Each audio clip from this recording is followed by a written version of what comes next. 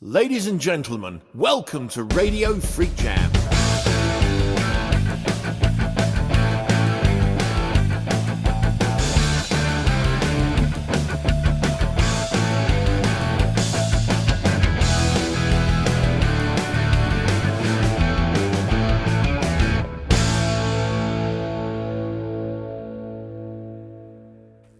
And good evening, ladies and gentlemen. It's Monday night, and it's a Meet the Freaks. And this week, I'm sitting with my old pal, Mr. Mark Chudley. How you doing, sir? Jim, it's the wrong way. It's Yeah, backwards. I've got to do the opposite. I've kind of got work out where I am. How you Am doing? I all right? central now? Yeah, Yeah, you're I'm good. not doing too bad. So- I'm not doing too bad. I mean, it's just weird, all this, like, having to stay in all the time, isn't it? I'm not It used is to a it, bit. like most musicians. Yeah. As soon as we start the show, your connection's gone weird. I'm going to try reconnecting with you quickly. Let's get this sorted before we start. We have a nice little chat. It was working fine. And hopefully that'll be working better now. There we go. So, yes, you're right, Mark. It's a weird old time, and us musicians are stuck indoors. And at least we got this. We can still talk to you. Yes.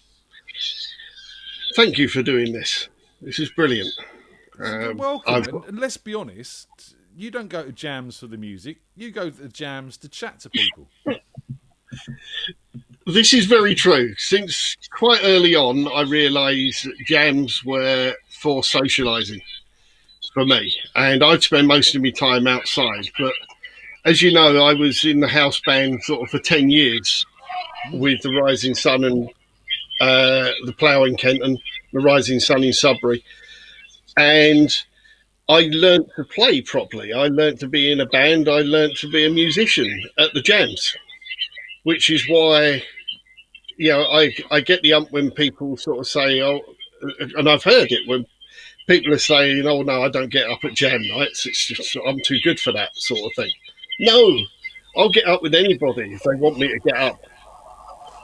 Yes, as it should be as well. Yeah.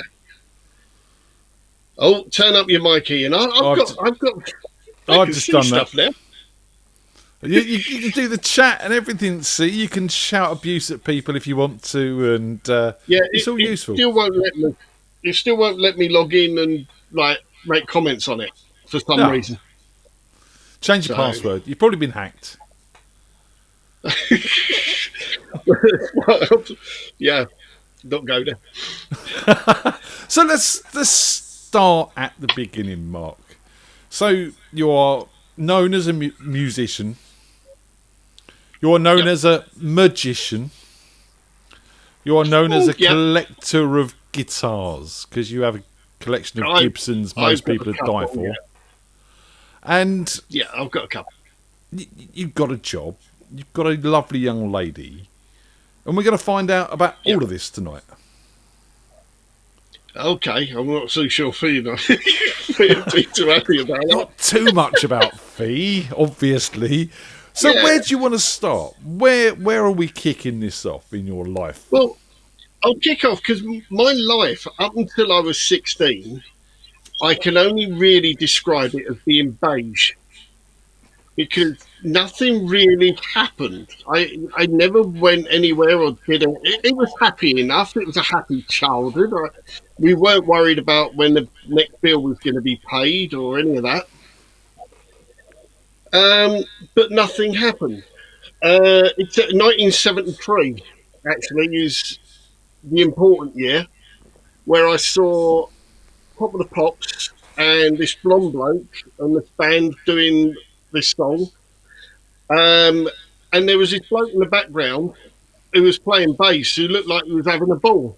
And it was sweet. And they were doing Blockbuster. And I thought, I want to be in a band. I remember watching Top of the Pops with Sweet and Steve Priest in particular and thinking, I want to be in a band. And they just started doing guitar lessons at school. So I commandeered my older brother's classical guitar, which was too big for me to carry, but I would persevere. And from the age of 8, I sort of picked up the guitar. And then later on, that year in June of '73, first Top of the Pops appearance, Susie Quattro doing Can the Can. And all of a sudden I realised that women were different. So at the age of 9, it was like that was sort of, so '73 was an important year for me. But then it was also just after, I think '72 was when I was in a classroom with a guy in my class at junior school, which is like middle school. I don't know what that is in what year it is nowadays, but we would have been 8 years old. And I was in a class with Barry, the guy I'm going to be talking about later, who's in my first band, and also Steve Holland. Do you know the drummer, Steve Holland? I know Steve Holland very, very well. Yeah, well, Steve Holland, he was in the class. Lovely guy. And he was quite flamboyant even then, to be honest. And Still is. There was this new kid turned up. And it was quite exotic because he was from America. So this new kid turned up in the class and he was Ian Mauricio. Yep.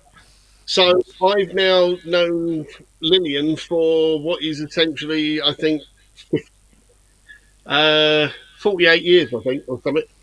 And for those who don't recognise the name of Ian Mauricio, he's the bass player in Frequency and Northside and many of the bands we've played on here so far. And because he used to be in the FreakJam house band, and his name was also Ian, he was known as Little Ian because he's tiny in comparison to you. So he now gets known as Lillian. Or Dobby. Because of that. Or Dobby, yeah, but mainly Lillian. I always refer to him as Lillian. He's in my phone book as Lillian. He's in mine as well, yeah. Or Little Ian, one of the two. Yeah. So yeah, that was getting that bit out. So then I sort of fast forward to when my life started, which was when I started my apprenticeship as an apprentice carpenter in the exhibition industry. And I was 16, and I had a bit of money all of a sudden, and a moped, and I could get around. So I started going and seeing gigs. And was it a funky moped? No, it was a fizzy. It was an unrestricted fizzy for those anoraks out there that will remember such a thing. So, yeah, I mean, at that time as well, I remember being in the queue at college signing up for my day release for my carpentry course, and I got a sort of tap on the shoulder, and it was my mate Barry from school.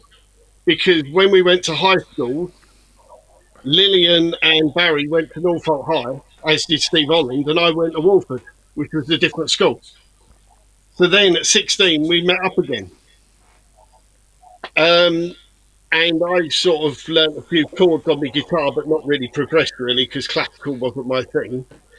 And the two of us just started hanging out, and we started writing songs. And this is we both were into record collecting as well. So we named the band Dromo, which was between promo and demo. And we combined the two, and it was called Dromo. And it was just the two of us, and it was awful songs. But you did something a few weeks ago where you played the first recording that you were actually involved in. Yes. And I listened to it, and I thought, that's just bloody cheating. Because in it, you had Joe Byrne on sort of lead vocals, and you also had, no doubt, Stuart Waterman on bass. And these were professional musicians at the time. Andy Marshall on guitar, Joe was giving singing lessons back then. He used to turn up at the early jam night. Both of them did at the Plough in Kenton. We'll get to that later. But you basically, your first recording was a professional recording with a professional band. That's cheating. Right? My first recording was me and my mate in my bedroom, me and Barry, and I have to say that with him, more than anybody, I am nostalgic whenever we get together about the whole time we spent together, because we both learnt to like live with this world of ours and enjoy it. Because, yeah, of whatever reason. But we were in the bedroom and we had to press play and record at the same time on the cassette recorder. I remember Yeah. those days. And then record the song. But then we did one song called Single Red Rose, which at the end of it, we decided to do like the T-Rex thing and Mark Bolan. And at the end of Hot Love, he just has this hour-long thing with na, na, na, na, na, na, na. So we did what we thought was like a really cool version of that. But about halfway through it, we just started giggling and laughing, and I just kept on playing. And I don't know, people, if they listen to your first recording, they'll just be intimidated as to you can't start there. So what you need in a show like this is to actually show this is where you actually begin when you first play guitar and you don't have a clue. So, are you ready? Do you want to play it? And Yep, see I'm whether or ready not when people- you are. So this is Yeah. Single Red Rose. Yep, This by is Dromo. your first band, Dromo. Yep. And this is Mark in his bedroom. Have a listen, see what you think.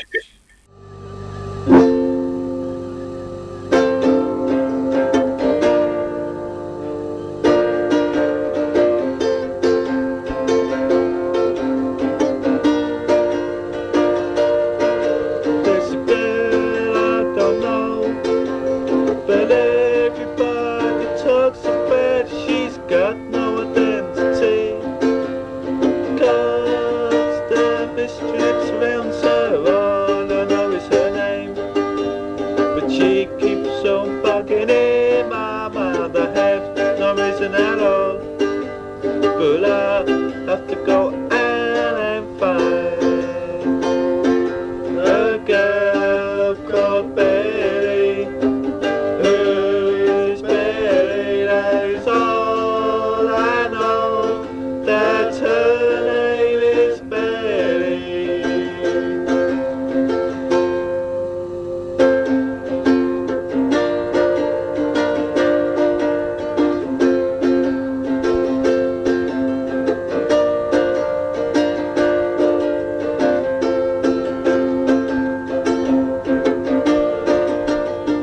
I asked everyone who she knows where she can bound, but just look at me and speak without any sound. I was just a fire, and look at me, the life go for I find very hard to know for whom I lose my cool. A girl called Betty, who is Betty, that is all I know, that her name is Betty.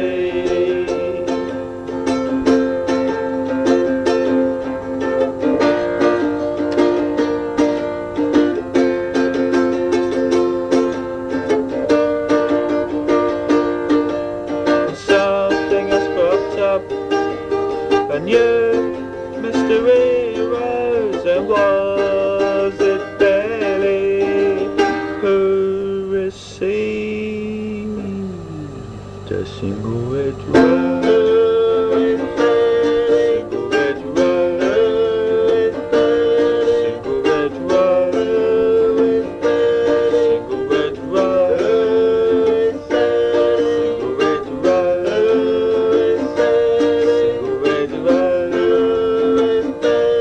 single red rose, single red rose, single red rose, single red rose, single red rose, single red rose, single red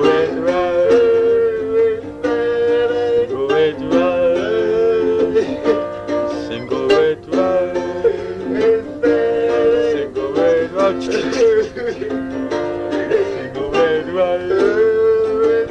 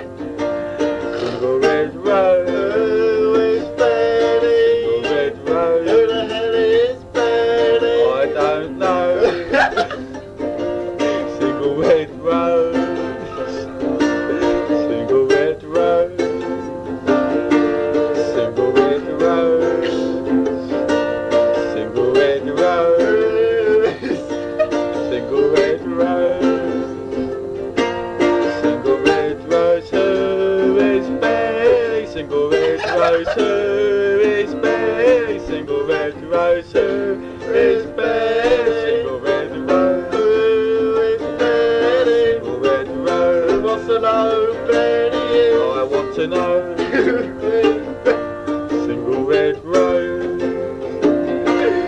single red rose, who is Betty? Single red rose, tears coming out of my eyes. Red rose, who is Betty? Single red rose, isn't that a surprise? Single red rose,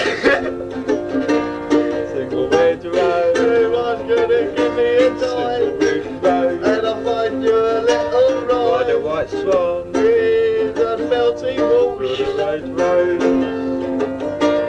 in the middle of our streets, vicious, trendy things at a trendy time. Who is Betty? Who is Betty? Single red rose, single red rose, single red rose, single red rose. Who is Betty? Single red rose. Who is Betty? Who is Betty? Single red rose. Who is Betty? Single red rose. Who is Betty? Single red rose. Who is Betty? Single red rose. Who is Betty? Single red rose. Who is Betty? How much tape is there? I have a look for you. Red rose. Bloody hell. Single red rose. Single red rose. Quite a lot of it left. Who is Betty? Single red rose. My fingers are wearing off. Single red rose. Oh dear, I'm mystical. Single red rose. That's enough, man. That's enough. It's really hell. Okay, stop. Okay, now stop. Did you go from Mary to Betty? I don't know what was sort of what my mate Barry was saying at the end. I mean, I do like the one that's who is Betty? I don't know. He's like, I want to know, and I remember recording it and just the stupidness of it all. And at the time, we just discovered. Just after that, we discovered the Anti-Nowhere League, and that was another adventure between the two. They were supporting the Damned when we went to see them. We've got a picture of Barry and you, haven't we?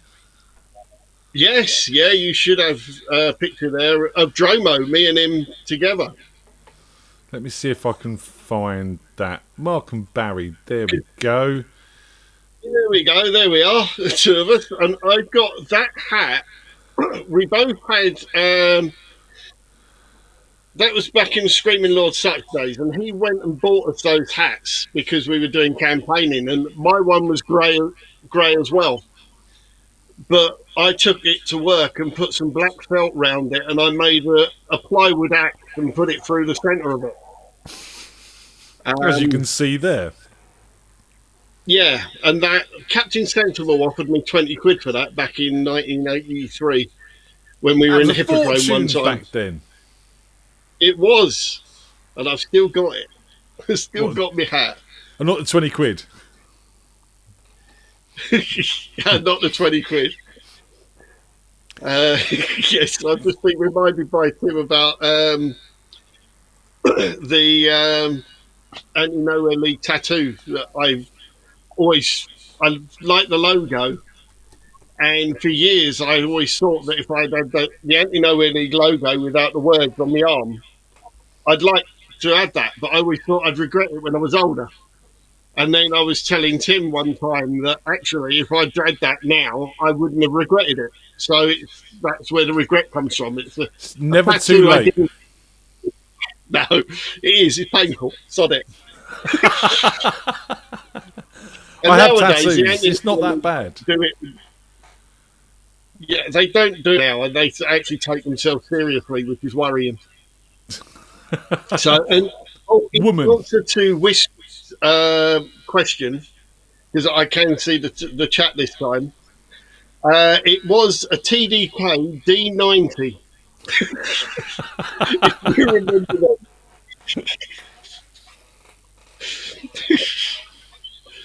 Right. Oh, yeah. Very, very, yeah, it's a D90. Yeah, that is a D90. Yeah. See, we have Back in the everything round days. here.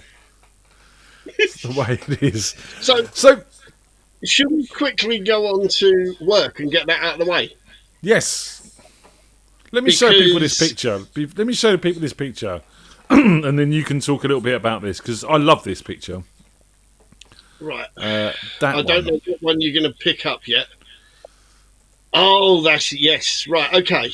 So I was working in the exhibition game for an exhibition company and eventually ended up in a place in Acton. And when in the Trocadero in London, they had at the top of that, they had the Guinness World of Records. And my company was the one that fitted it all out. And we did the whole of the Guinness World of Records when you walked in, all the showcases and everything. Guinness loved it, and they wanted to put one in New York. And because they loved what we did, they wanted us to do it. So we had to build all this stuff in Acton and ship it over. And it all had to be built in such a way it could get bolted together. So with instruction sheets for Americans to understand and sort of do it. And basically, I had they had 5 main parts of this whole exhibition. You had the athletics one, the circus one, the other 2, but out of those 5, I did 3 of them. So I did the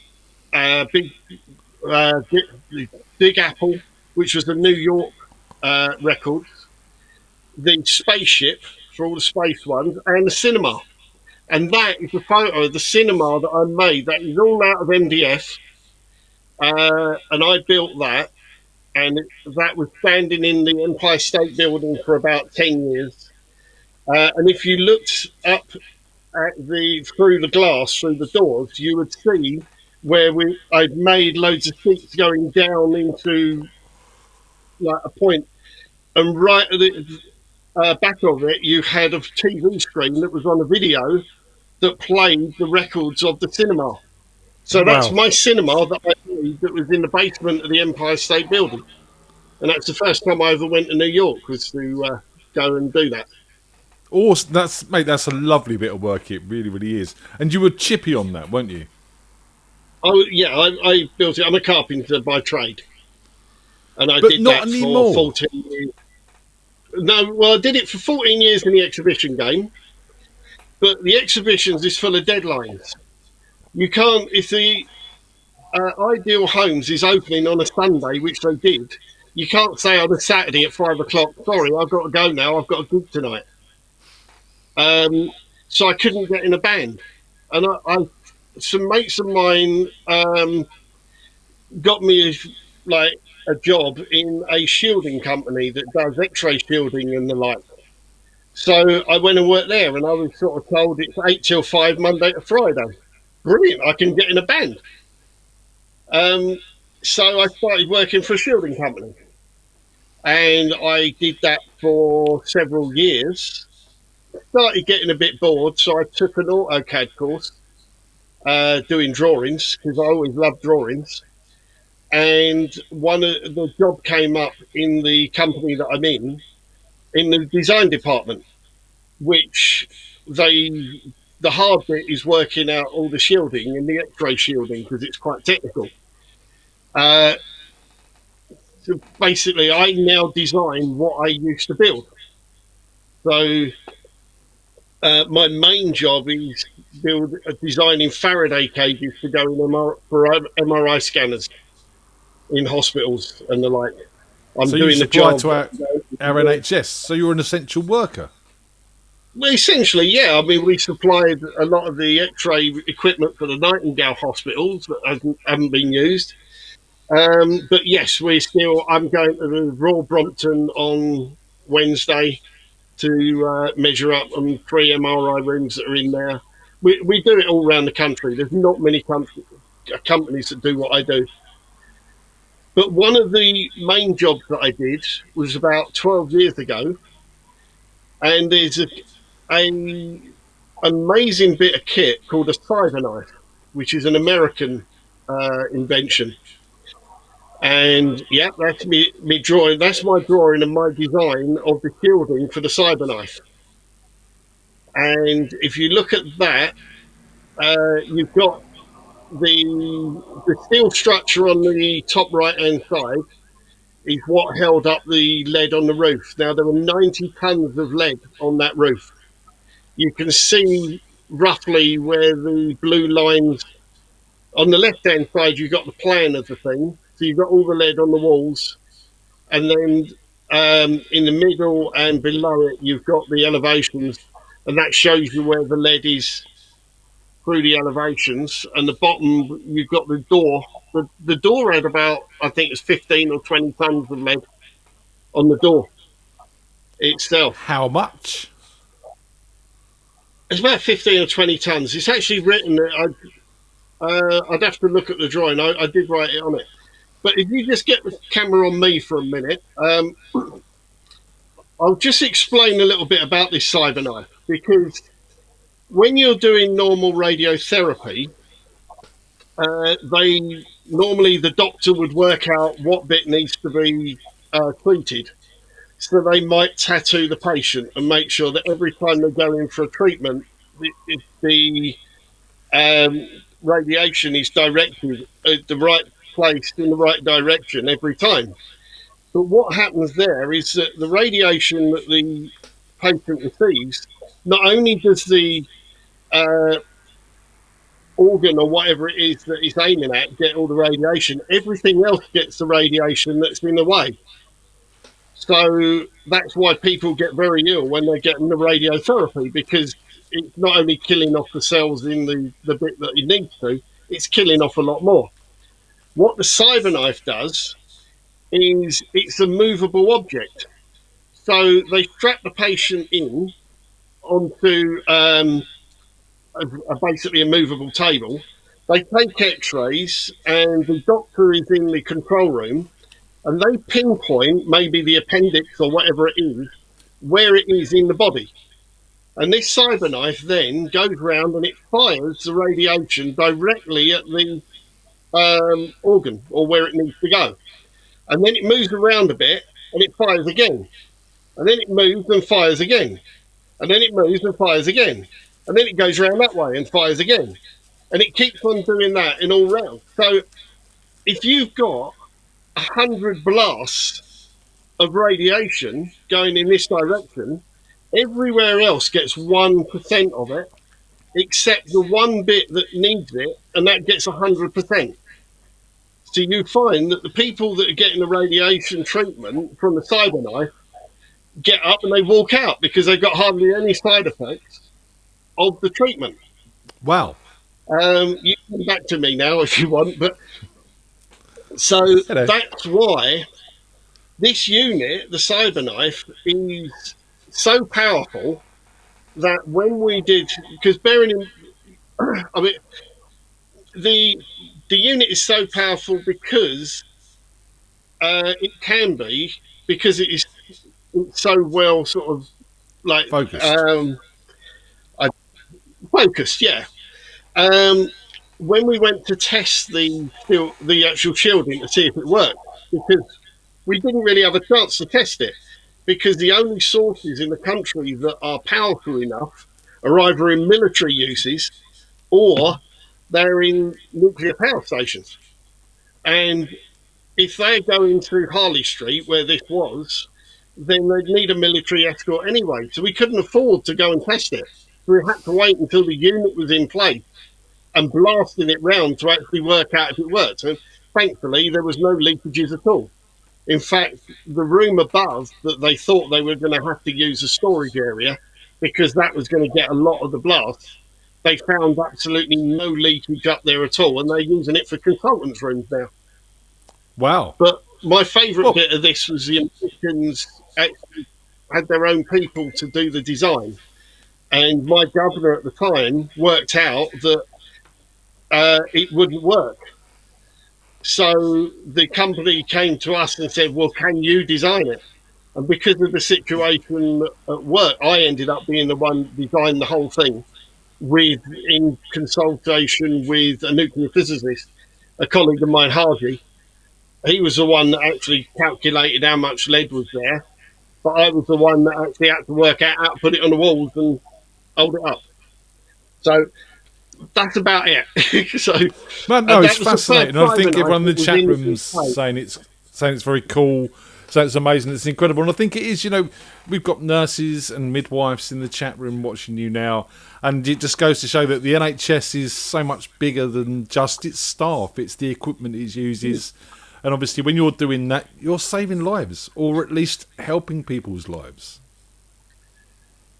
Yeah, it's nice to know that something that I did that the Americans couldn't do. But I mean, it wasn't me, it was my governor as well that actually worked out that their thing was wrong. But it was me that designed that bit. But there's not many people in the country that do what I do. So, and there are people that are actually alive because of what we managed to achieve.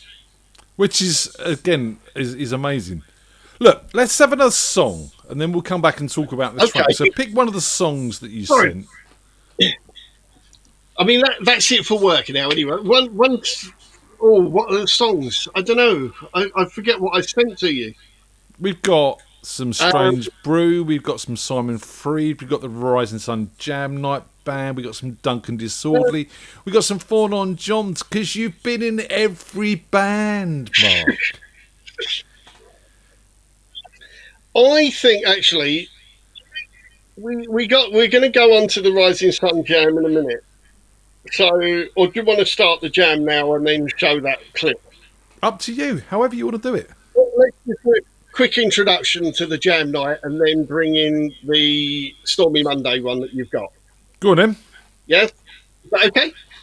So, when I first started going out had my first car, my first band that I got to see was Fast Buck, which was probably still the best band I've ever seen.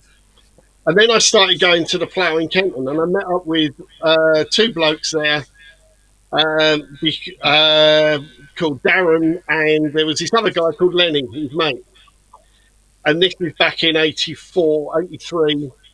And I started chatting with Lenny, and then Lenny was the one who introduced me to my favourite musician of all time. He said, there's a bloke plays great blues guitar. And I went to see him, and that was Martin Green. With the Sunset. He's an amazing player. And I got to meet Ant Glynn because of Lenny as well. But there was about 1990, he said to me, we've got this idea and me and my mates are starting up a jam night. What's that? Because there was nothing around that had anything that I was looking for that. But no, people get up and they can play. So I went along to the first jam night that they did, and it was Lightning Lenny on guitar. There was Big Drew on drums, Gavin on bass. There was Ray Barron on the other guitar, and there was a keyboard player who was also starting to learn the sound engineering because they had a desk there, called Andy Lauder, who now he's a lovely guy. He works in a lot of the clubs uptown. He works at the Vauxhall Tavern. He does all sorts of stuff. We used to do Madame Jojo's sound, and but that's where he started. So what happened was that house band would start, but then Lenny was in charge of the list, but he couldn't persuade anyone to start the jam night to be the first one on. But I was quite happy to do it, so I started playing and getting up first. After about 6 weeks, well, basically, that's how the jam night started. And yeah, we'll get the clip now, which is when it moved on to the Rising Sun. So this is with Little Simon, who's my best mate at the time, and he unfortunately died. He had cystic fibrosis, but a lovely, lovely guy. He takes over the guitar from me, I think, during this clip. And this is at the Rising Sun in Sudbury. And it's just got Tony Bird on drums, who was your drummer. Yep, in Frequency for a while. Is it Georgie Best on bass? No, it's I Harvey. can't remember, but I'll tell after the clip. It's Harvey. It's Harvey on the bass, who was with the Glitter Band. Oh, right, okay, yeah. And, So the sax obviously- player with the glitter band. The Power of Soul. Yeah. With But Adrian and stuff like he that. was the only member. He was the only member of the Glitter Band that played on every single session the Glitter Band ever did. There you go. And this is where you and I met. This is 1997. Yep. I would have been about 21, which is about right. That's when I Yep. first started coming down the sun, because my girlfriend Tammy at the time was living with a girl called Lisa, who worked in Blockbuster Video with Fee, your partner. Yes. And Fee said, "Oh, they've got a jam night at the Rising Sun." Yeah. We rocked up, so and I it's been a remember- love story ever since. Yeah. Go for it. Let's play this. So this is Stormy Mondays at the Rising Sun Jam, and for 1997, pretty good sound quality as well.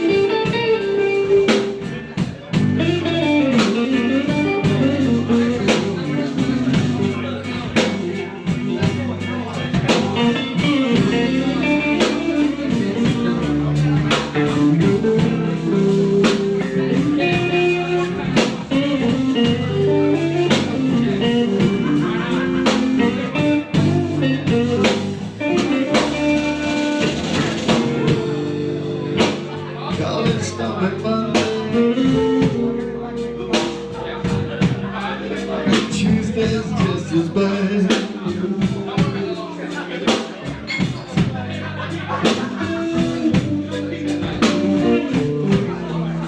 College stuff in Monday. Tuesday's just as bad.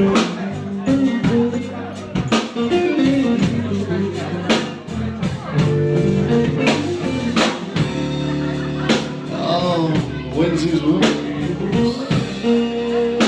Thursday's also say.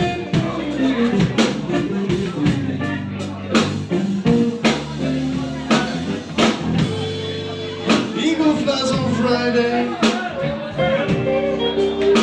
On Saturday I go out and I play.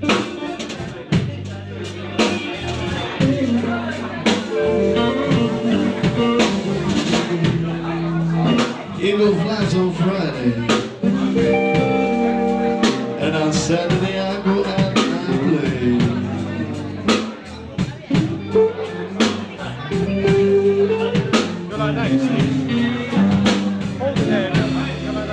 Saturday I go to church,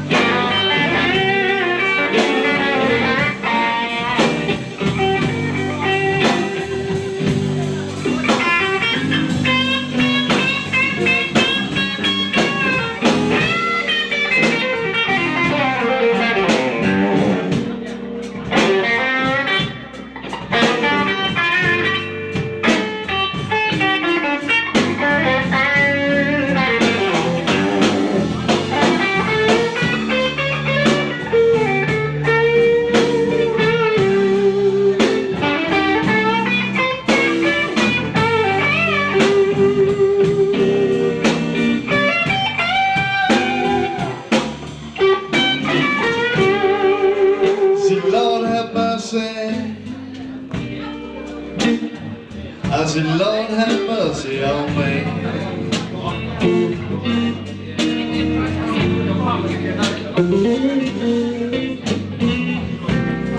Lord have mercy. I said, Lord have mercy on me.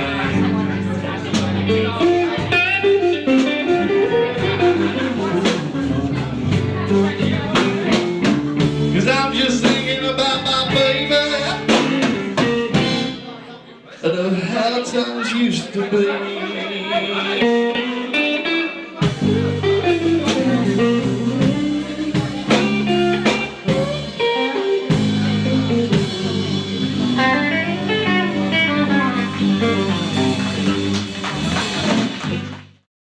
Yeah, very nice there. Oh, Mark seems to have frozen on me. We seem to have lost a bit of a connection there with Mark. Let's see if we can try reconnecting with him. There, he's back. How you doing? Oh, we've lost your audio, man. Can't hear you. So that was Stormy Monday there while Mark sorts his stuff out. And that was Back Down the Rising Sun. And the two things I take from that are Mark looks so fucking young. And his hair wasn't as grey. And secondly, that Tony Burt was sat on the drums with a fag going, and you just saw this occasional puff of smoke go above his head. And that was in the days when you could smoke in pubs, ladies and gentlemen. No, I can't hear you, sir. I can't hear you at all. I'm just going to check everything's good here. Yeah, everything's good here. I'm not getting an audio signal from you. How about now? Can you hear me? There we go. Got you. My settings buggered up. Did you press a button? So I'm hoping that, yeah, I'm trying to work out what camera I'm on. So is the camera okay as it is? Yeah, it's fine. It's good. Right, let's leave it. Looking lovely. Well, I've seen that in the chat it has like given quite a few memories to quite a few people because that's where Pete Sipper turned up. Just randomly started living in Greenford and turned up. So we got to know him. I went to New York with him a couple of times.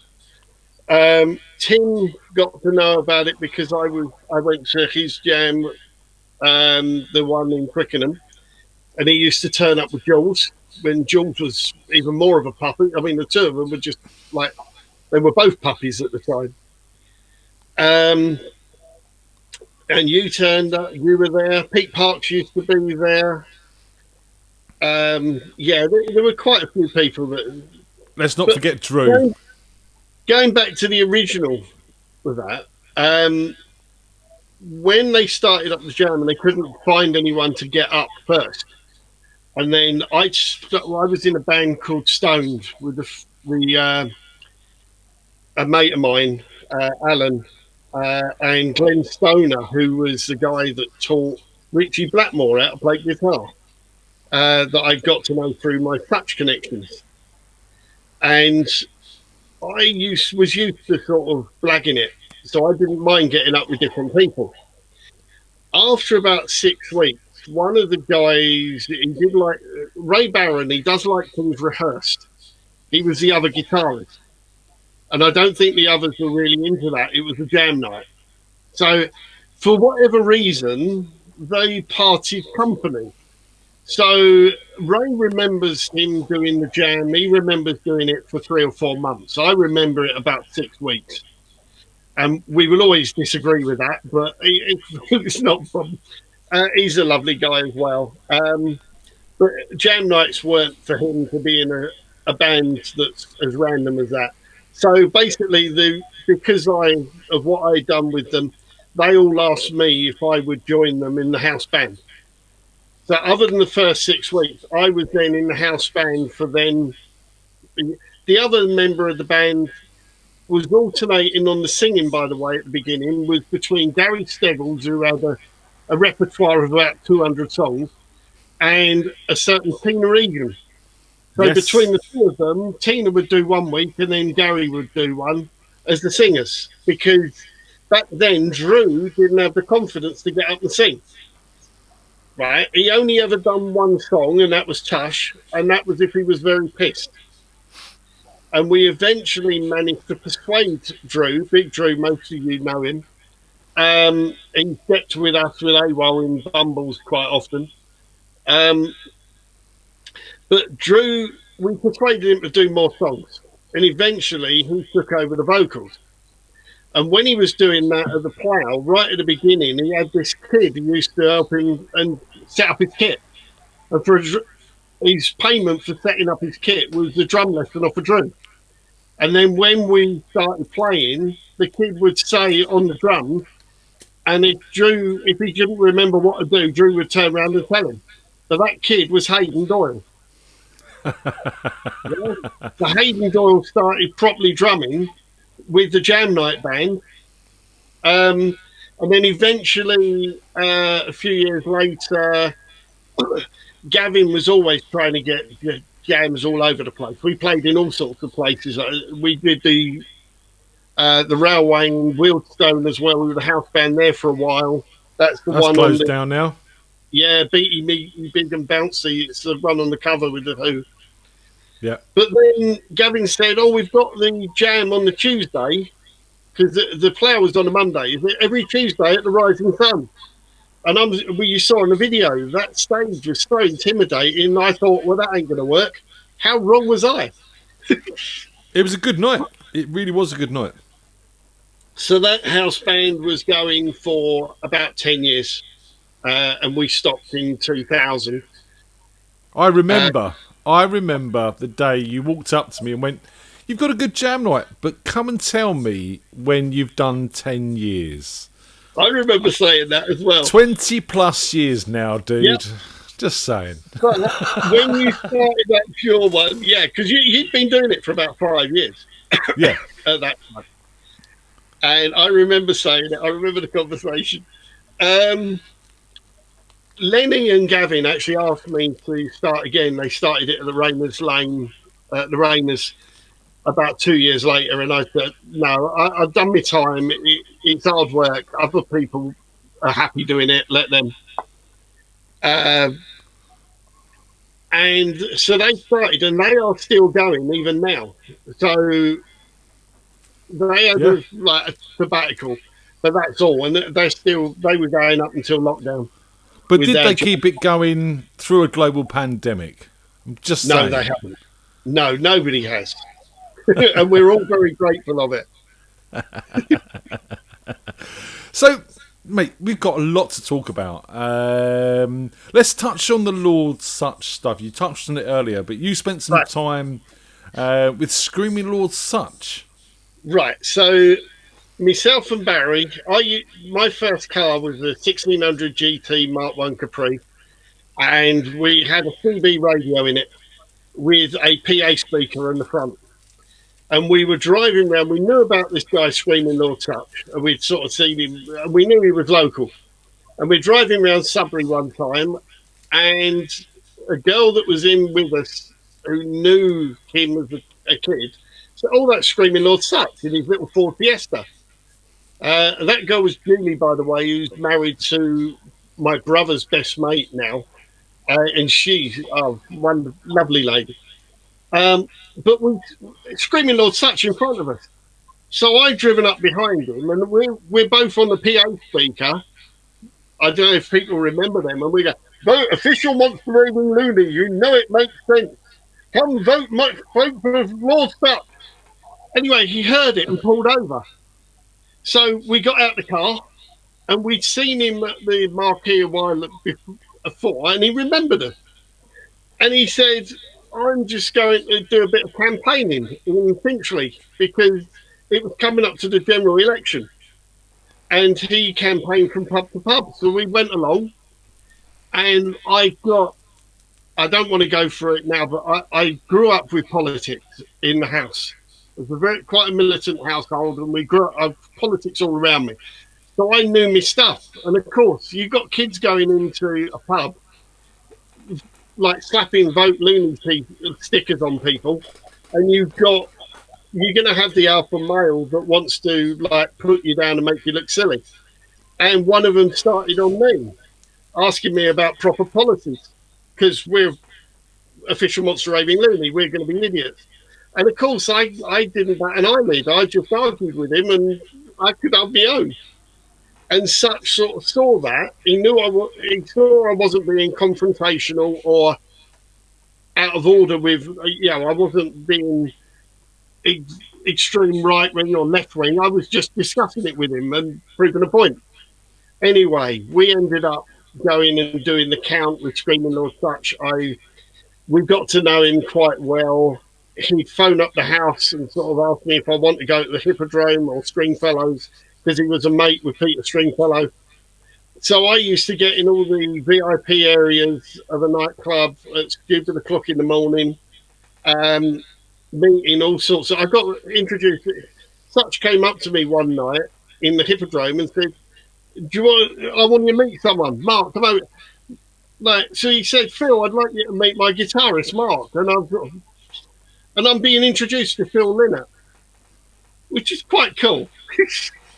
Very cool. And look, we've got a picture here, haven't we, as well? Let's have a look at this. Oh, probably, yeah. Just tell me what one, or show what one it is, and then I'll say is It's that one. Oh, it's the press one, right? So that's me next to Such, obviously the one with the axe going through my head, and my mate Barry, on the right hand side. The guy on the left was the organizer of the Nottingham Rock and Roll Festival. We don't know called who him random bloke in your picture. Yeah, because I don't know who he was, but I did know he organised the event, and that was a picture that went in the Nottingham Press, and we were both 19 then. It was just a fun time. We got to sort of do all sorts of weird stuff and meet people. It was, yeah, what can I say? I've got lots of stories, but we haven't got time for them all. Exactly. So, one thing, you have been involved with the jam. You've come and hosted with us, and you've sent us silly videos, and we've had chats, and it's been a lovely to have you on board. But, you have friends in certain places, and you introduced them to Radio FreakJam at probably one of our darkest hours. And I'm talking about your friend, Mr. Fletcher.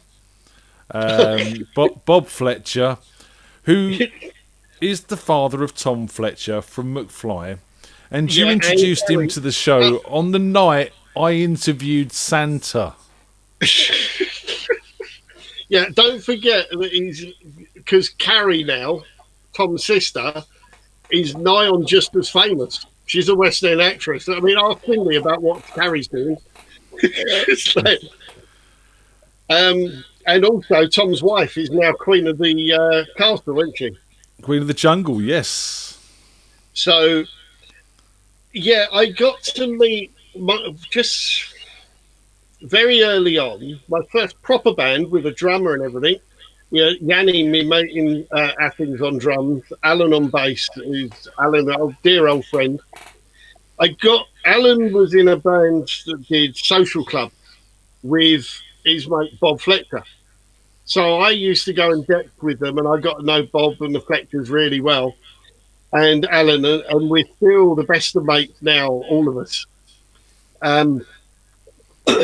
And yes, I knew Tom when he was very young. At the age of 4, we'd be playing in a social club, and he'd get up and do a couple of songs, like Summertime, and just steal the show. And it was always like that. Now, I'd really like to get Tom on the show, but I'm going to ruin every chance I have now by embarrassing him with this photograph you sent me. So, sorry, Tom. There we go. Oh, that one, that was taken. Tom was, he was at Sylvia Young. He got a scholarship at Sylvia Young School. So he played various parts, and he was in Fagin's gang at the Palladium. And then eventually he ended up playing Oliver when Jim Dale was Fagin. And I think that was on the last night that he played Oliver. And you got Carrie there that I'm holding. A very young-looking me and a young-looking Fee. And one of Tom's fans early on got hold of this photograph. And advertised it and said, "This is Tom and Carrie with their parents," which like most of the child star sort of parents would be horrified at that, but I think they were both quite pleased because it meant that they would be left alone because they didn't look like the ones that they saw on the photo. Because Bob and Deb's, Tom and Carrie's mum and dad, Real they're mum not and the dad. pushy, right? The real mum and dad. Yeah, the real mum and dad. Yeah, they're not the pushy type, but they're very supportive on everything they do, and that's how they've got where they are because of them, I think. But I've got a couple of jam night stories that I'll tell you about Tom if you want. Just Yeah, because quickly. he did join us. He joined us down at the Aybrook Arms. Right. Well, in what happened at Uxbridge the one Aybrook? night, didn't he? Well, the Aybrook jam was on a Sunday afternoon, wasn't it? Yeah. Me and P went round to the Fletchers on a Sunday. We often did and still do when COVID permitting. And you could hear all this noise upstairs, and I knew that Tom had just received his mum and dad had bought him a drum kit, and he was probably about 15, so he's learning drums. He's had this drum kit for about 2 weeks. So I said to Tom, "Right, do you want to come down to a jam night?" Because I'm thinking he'll get away with a 15-year-old going in the Aybrook. So And younger. he said, so we're on the way to the Aybrook, and I said to Tom, first of all, if you want to play drums, don't get up and sing, because if you get up and sing, right, I know what these organisers of jam nights are like. They're right, like they're idiots. They just like, yeah. And once they know you can sing, that's all you're doing. So I told him not to sing. But the other thing is, just before we were getting in, because he'd only just started, I said, if you don't want to drum, I won't say anything. You tell me if you want to get up or not, because if not, we'll just go in and have a drink and you just take it all in. As soon as we walked in the Aybrook, we got spotted by Gary Riggs, who at that time was a lot more mobile than he is now. And he ran across the room, right, with all excitement because he'd seen me there, saying, "Brilliant, we're on next." Right? I've got a bass player, but I haven't got a drummer. And I saw Tom looking at the guy who was playing drums, and bearing in mind it's like 5 seconds he's seen this guy, and he's looked up at me and nodded. And I said, "Right, we got a drummer." So the next song, Tom got up and played drums after a couple of weeks of having a drum kit. Anyway, he was pretty much the best drummer down there, so he ended up playing all night. I got up and done a song with you. Oh, probably. Yeah. I can't remember, but you will probably remember that one more. Fast forward a couple of years, and without going through all the story of the Busted thing or whatever, because Tom was working behind the scenes and he was also writing with James, and they pretty much co-wrote the second Busted album. But Tom was working, he got together with Danny and they were forming McFly. And Danny had come down and he was staying with the Flectors. So I went down to the jam and said, "Right, do you want to come with us?" So they both came down to the jam night. And we're standing there chatting with Gary Reed. And Gary was telling Tom how I would often sort of, when we're doing gigs, go into a random song you'd never heard before and like just leave him high and dry with not knowing what key or anything. Not realising necessarily that that's what Bob or Tom's dad used to do to me years ago. Right? So he's going on about how he's sort of in, like, being left high and dry. So Tom relayed the story to Gary and said, "Yeah, I had a situation a little while ago, turned up at a gig and the drummer of the band didn't turn up. So they said, 'You know the songs, why don't you do it?' So he ended up, and he said, I ended up playing a gig with a band I'd never played with before." The thing is that Gary was talking about me leaving him high and dry at the Aybrook and the Rising Sun and at the Plough. Tom was talking about when the Busted drummer didn't turn up at Nottingham Arena. So Tom's first professional gig was actually playing drums at the Nottingham Arena with Busted, and there's actually photographic evidence of it in one of the programmes. Well, I just want to. My apologies to Tom for putting that picture out. I do apologise. You know, come and join us at some point in time. Come and give us a song. I know you're a busy man, but if Mark says it's good, it's good. The thing that Tom remembers of that picture actually is the double denim.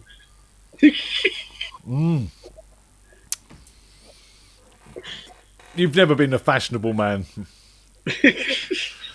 So let's have another. Look, we've got so much to get through. I want to make sure we get through some more of this. We're going to run a bit late. No one cares. Let's have a song. Should we have some Duncan Disorderly? Because this is the band that goes out to Sweden. This is the band that linked us to Amplified, the Swedish band who joined us. Yep. And Hayden and just lots of stuff. So quickly, the Swedish thing is, I was in a band with Duncan Disorderly with a guy called Phil Dunk, who's a singer. He, back in the early 80s, his sister was at university with a Swedish girl. Through that connection, he got loads of Swedish friends, and they're best friends, and they were best men at each other's weddings and all sorts. And he was over there one time and got up with a band and sang, and they said, well, why don't you come over with your band if you've got a band? So he started a thing of going over to Sweden in this tiny little village every year and doing a gig, some gigs over there. When I joined the band, I started doing that as well. They supply, there's a band over there that supplies all their equipment when we go there. And then in the March, they come over here and we supply all their gear and they do some gigs here. So eventually, Pete Parks was the main other member of the band for many years. And then when Pete was no longer with it, we got Jules in with Hayden and Lillian. So the what you're going to hear is Hayden and Lillian, Hayden on drums, Lillian on bass, Jules Fothergill, the genius on guitar. Have you got Statesboro possible? I have. I've got Statesboro Blues, yes. Blue Statesboro, and Phil Dunk on vocals. And this is Jules Fothergill, who, when he passed, he was my favourite bottleneck player in the world, and I got to be in the band with the guy, and it was wonderful. So everything that's not bottleneck is me. So there you Let's go. have it. This is Statesboro Blues, and memories out to Jules as well.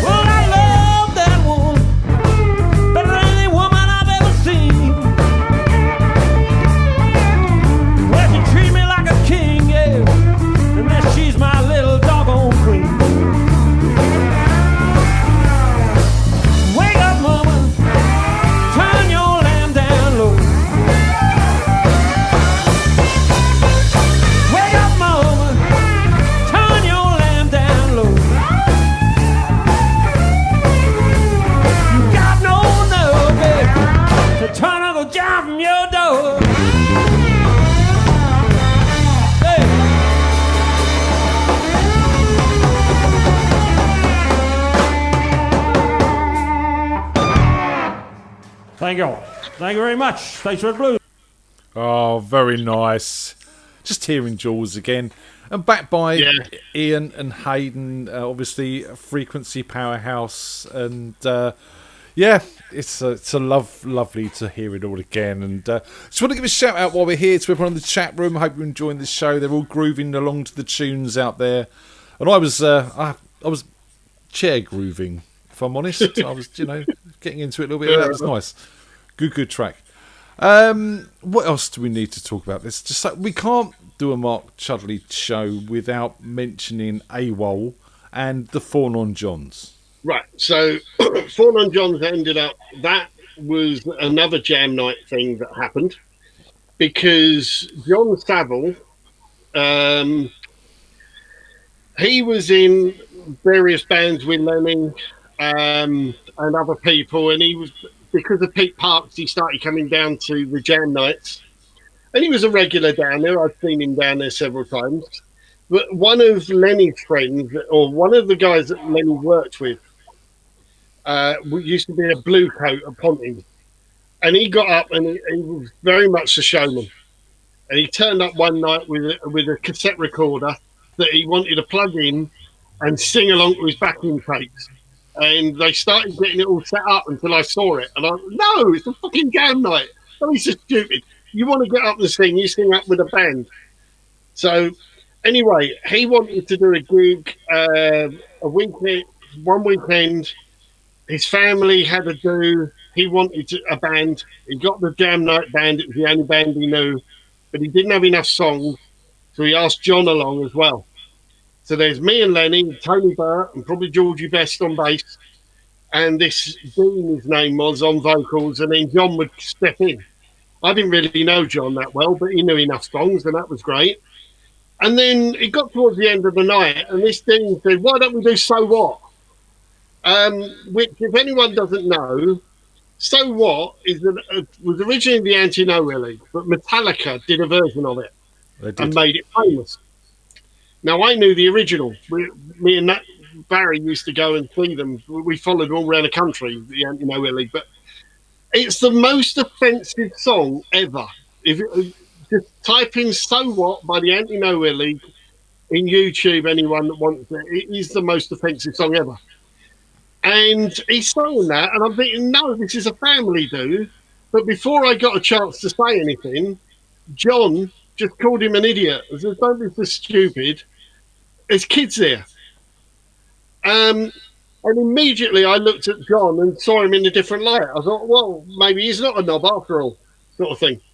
And so literally the next jam night at the Rising Sun, where they had the porchway, and the jam night had started, and I've called John out and we're sitting there, or standing out in the porch, and I said, what are your thoughts about starting a band? And that conversation sort of, oh yeah, okay, what do we need for a drummer? Haven. So we called Haven over. He remembers it different, but this is the way I remember it. So we both agreed with Haven. Bass player. They both said, Steve, our mate Steve. Well, I knew Steve, I knew he was, but I didn't really know he was a bass player. I said, yeah, if you think so, that's fine. Guitarist.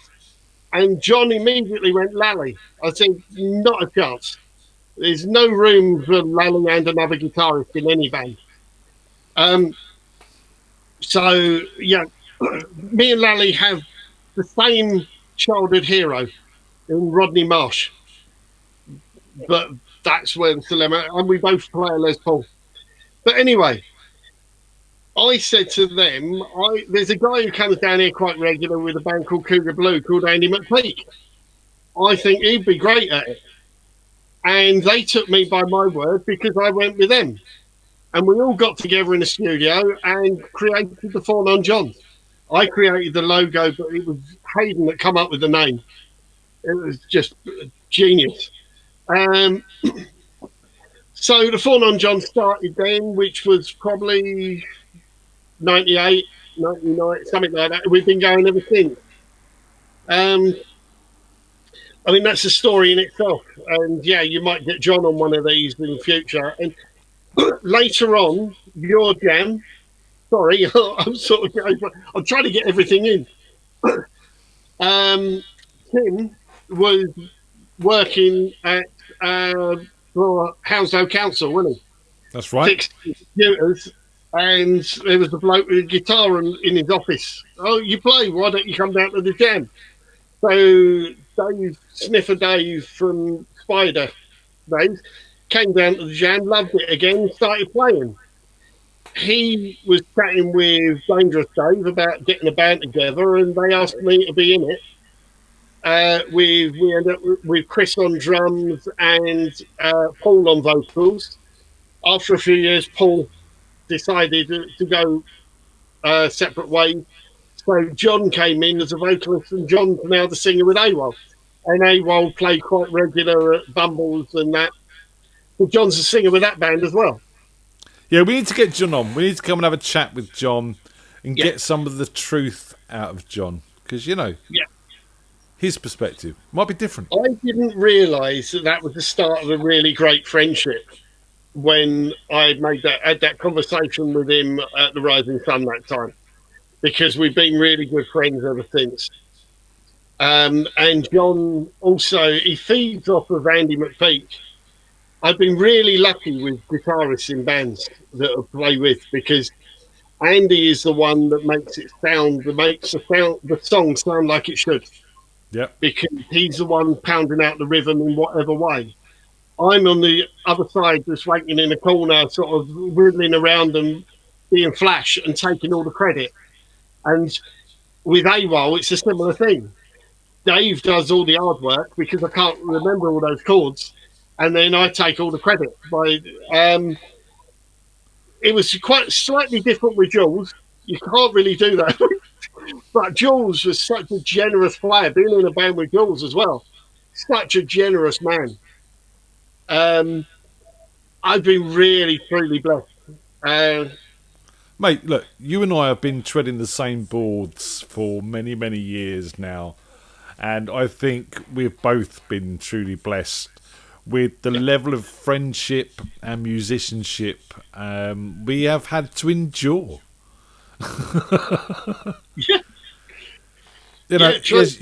Players like Hayden and Ian, who were a big part of the Frequency days, and, they've been good friends to you, good friends to me. We've both been in bands. Jules, the same.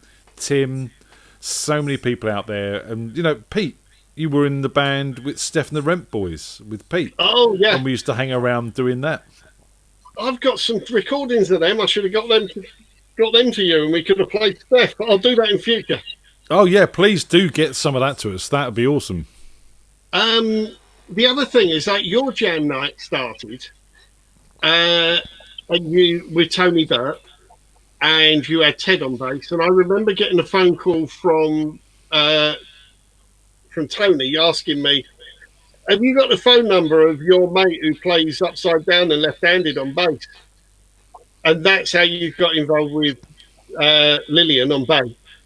Yeah. And I remember turning up because I formed a very good friendship with Tim, obviously, at your jam. Wonderful, wonderful friendship. And I remember Tim saying to me one day, Mark, when are you next going to New York? Because he knew I liked the place. And I said, well, the next time I find someone that wants to go, that I want to go with. And within a month, we were in New York. And that trip where we were in New York that first time, the second day, we met up with Hannah. That was the first time he actually met her face to face, and he's now happily married over in the States.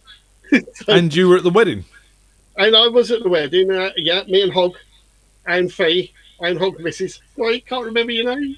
Emma. Sorry, Emma. Oh, Emma, yes.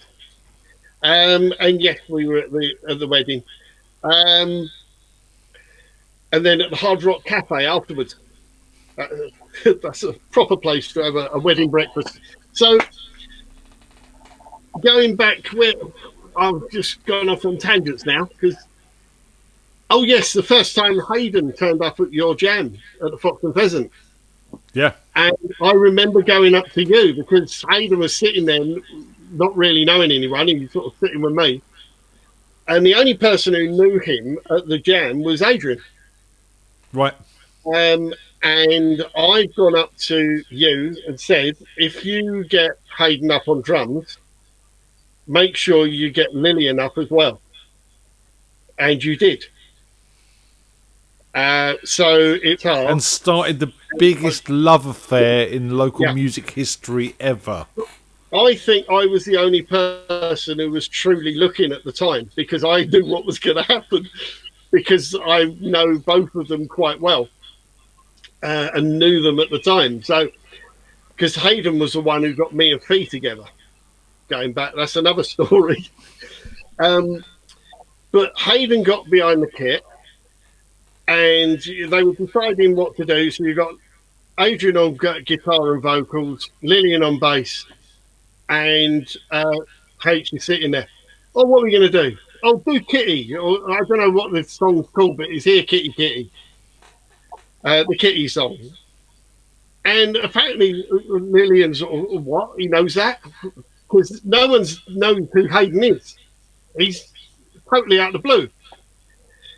So they start playing. And of course Lillian's he's quite shy as a person. Yes, can be. If you get to know him, or get him drunk.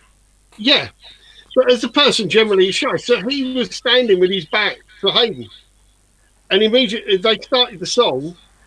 And within about 4 or 5 bars, you could see Lillian sort of going round. And slowly he sort of, okay. And the two of them had the biggest grin on their faces for the rest of the night. And that was the start of that marriage. They've been inseparable since. They have, and they've done some wonderful music from the Frequency through to North Side, through to Duncan Disorderly, Fawn on Johns, and many other bands and projects. And, it's nice to have been a part of that and shared all that with them. And look, man, it's nearly 10:30. We could, you and I could honestly talk forever. We'll do this again. We'll get John involved. We'll do some 4 non-Johns chat. Well, I think the only one that I want to mention, because of the Jam Nights, and it's because of the Jam Nights that I got to know him, because before we started the Jam Night in 1990, there were no Jam Nights. And since then, there's always been a Jam Night somewhere. And one of them went up to Boreham Wood, and that's where I got to know Gary Reese properly.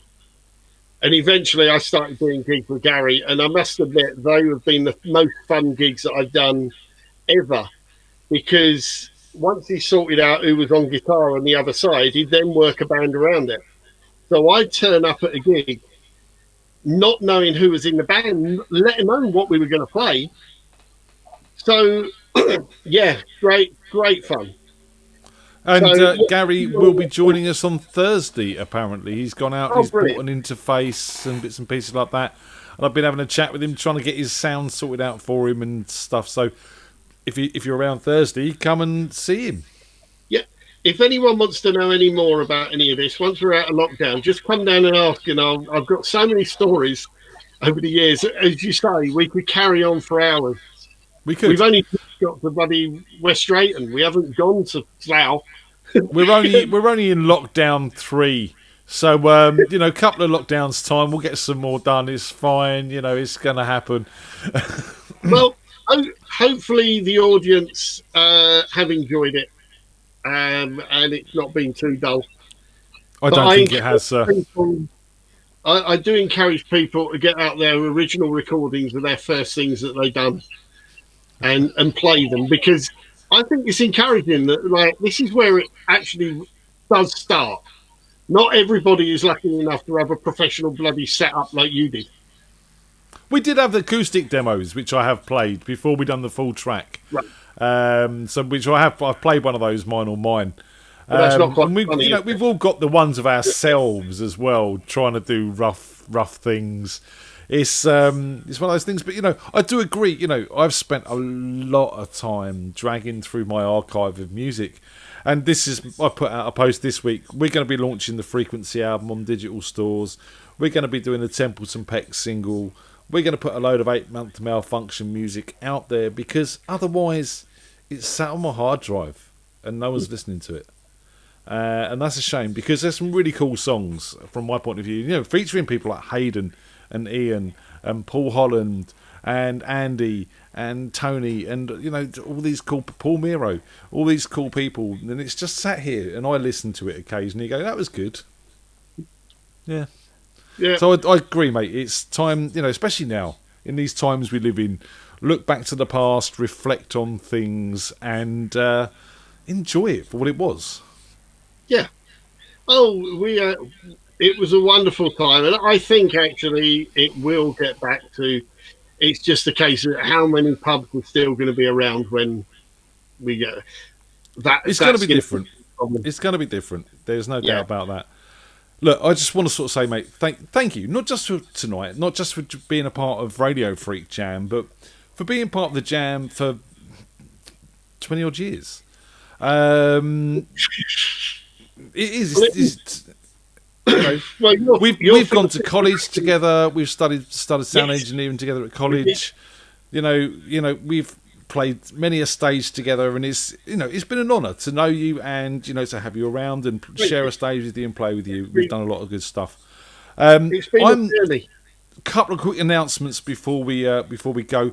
Think of a song we'll play out on, but I'm going to do another Meet the Freaks this week, ladies and gentlemen.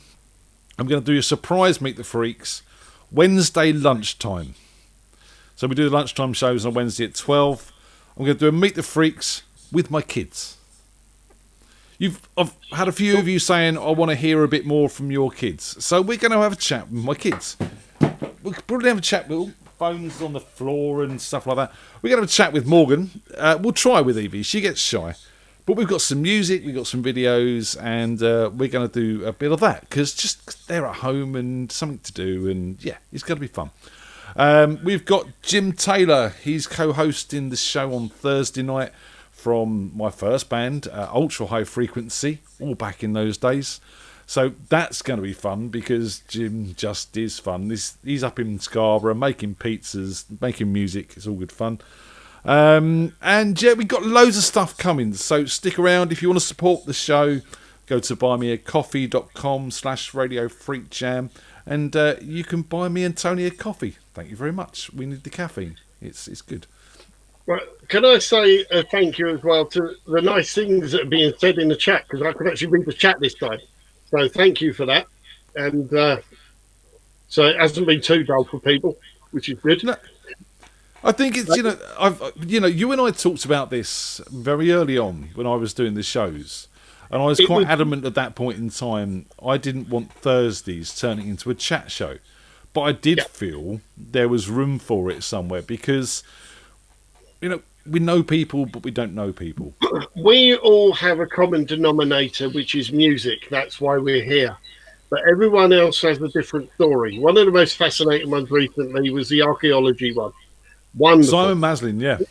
That's why I thought, you know what, I'm going to explain about this cyberknife because I don't think people will get too bored over it because it's sort of but it is quite important and it's an interesting thing and it's knowing about what people's history. So I know I was sort of saying to you quite early on, can you ask people questions? I want to know about these people. People like Wispy and Aslan and like Sean and all the people that are here. I've never met them. They weren't part of the gang that and it's great finding out about them. I mean, Wispy and Aslan as well are into Lotuses. My lottery car is a 1971-72 JPS Lotus Europa. That's my lottery car that I've always wanted. So I think was there. So anyway, the last bit, what I was thinking, so you're going to do possibly Won't Get Fooled Again. We can do that, definitely, yeah. I think so because the reason being, if I explain it, because that's also got a jam night theme. I saw Tim do Won't Get Fooled Again, and they used to do it in G.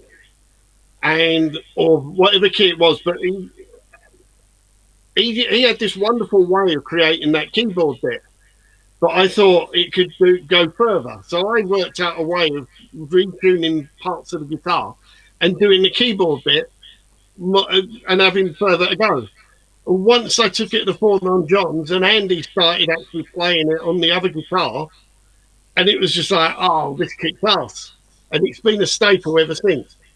So, the Four Non Johns, I think we won't get fooled again. I would like to finish with. And thank you very much for doing all of this. It's very, You are very more than much welcome. everyone. And Look- this, by the way, is the first Coke that I've had since I was in a pub. Oh, bless you. Cheers. Drink. You know, I don't drink at home. He doesn't drink at home. I do. Mark, it's been absolutely lovely sitting down and chatting with you again, man. Look after yourself. Stay good through all of this. You're a COVID survivor anyway, because you've been there and done it. And look, we'll catch up soon. We're going to finish with Four Non Johns. We won't get fooled again. Guys, thank you very much for tuning in as always. We will see you Thursday. Well, we'll see you tomorrow, actually, for a Zoom call. Wednesday, Meet the Freaks with the kids. Thursday, Jam Night. It's a busy week. We've got loads going on. When's the Zoom call tomorrow? Zoom call tomorrow at 1 o'clock. Okay. We have lunch and just sit and chat. So encourage people to take a break and stop working for an hour. Anyway, it's about the right time now because I'm absolutely dying for a wee. Here it is then. Won't get fooled again. See you later, people.